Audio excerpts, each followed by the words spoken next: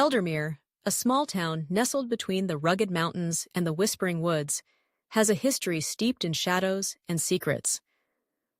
It began as a simple settlement, a handful of families drawn to the fertile land and the promise of a quiet life. The first settlers were farmers and traders, their lives defined by the rhythms of the seasons and the cycles of the moon.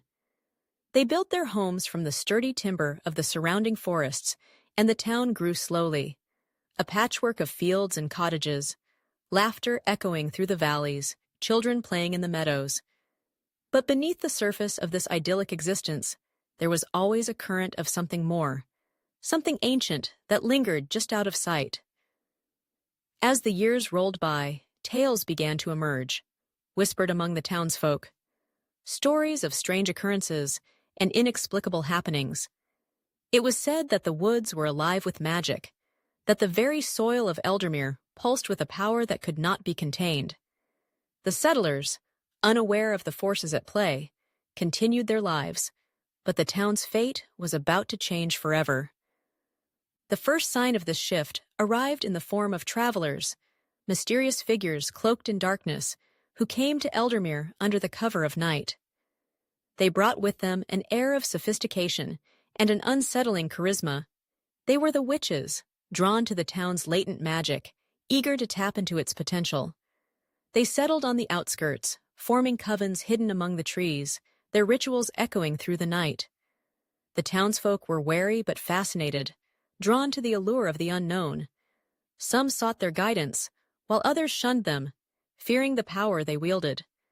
The witches' presence transformed Eldermere, infusing it with a sense of mystery and enchantment. But the witches were not alone. Soon after their arrival, the vampires came, sleek and elegant, their eyes glinting with an otherworldly hunger. They thrived in the shadows, weaving their own narratives into the fabric of the town. The vampires were cunning, blending in with the townsfolk, their charm masking their predatory nature.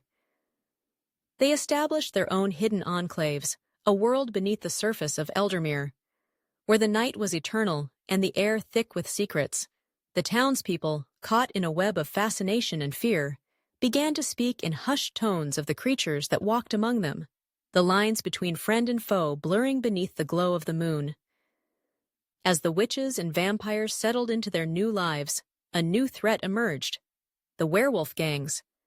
They were a wild and untamed force, howling at the moon, their primal energy disrupting the fragile balance that had formed in Eldermere.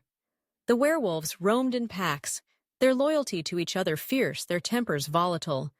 The town became a battleground of power struggles, the witches weaving spells to protect their territory, the vampires scheming in the shadows, and the werewolves challenging anyone who dared to cross their path.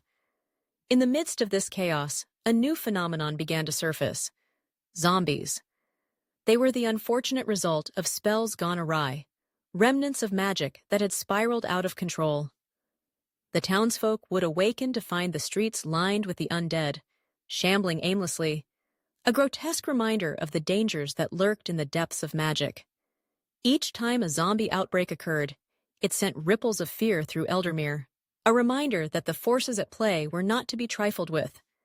The witches would gather, incantations spilling from their lips, while the vampires observed from the shadows, their eyes gleaming with curiosity and amusement.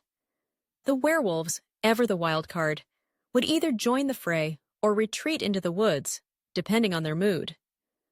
Through it all, the history of Eldermere became a tapestry of magic and mayhem, each thread woven with the stories of its inhabitants. The gathering of the elders emerged as a response to the chaos, a council formed to maintain some semblance of order amidst the turmoil. The elders, a mix of witches, vampires, and even a few werewolves, convened under the ancient oak at the heart of the town, their discussions filled with tension and urgency. They sought to establish rules, to create a balance that would allow them all to coexist. But the whispers of dissent echoed through the night, and the fragile peace was often shattered by skirmishes and betrayals.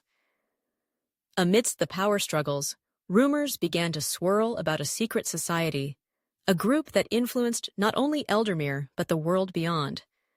They were said to be the keepers of ancient knowledge, their reach extending far beyond the borders of the town. The elders would gather in secret, their meetings shrouded in mystery, discussing matters that could alter the course of history itself. The townsfolk speculated about their intentions, some believing they were protectors, while others feared they were puppeteers, pulling the strings of fate for their own gain. As Eldermere evolved, it became a microcosm of the supernatural, a place where the lines between good and evil blurred, and the past intertwined with the present. The townsfolk learned to navigate the complexities of their existence, their lives forever altered by the arrival of witches, vampires, werewolves, and the occasional zombie. They forged alliances and enmities, their stories intertwining in a dance of magic and mystery. In the end, Eldermere stands as a testament to the power of the unknown, a place where history is written in shadows and secrets. The small-town origins are but a distant memory, replaced by a legacy of magic and mayhem that continues to unfold. The elders may gather, and the secret society may whisper, but the heart of Eldermere beats on, a rhythm of chaos and enchantment that refuses to be silenced. The stories of its inhabitants, both mundane and extraordinary, are woven into the very fabric of the town, echoing through the ages, a reminder that in Eldermere, the past is never truly gone, and the future is forever uncertain.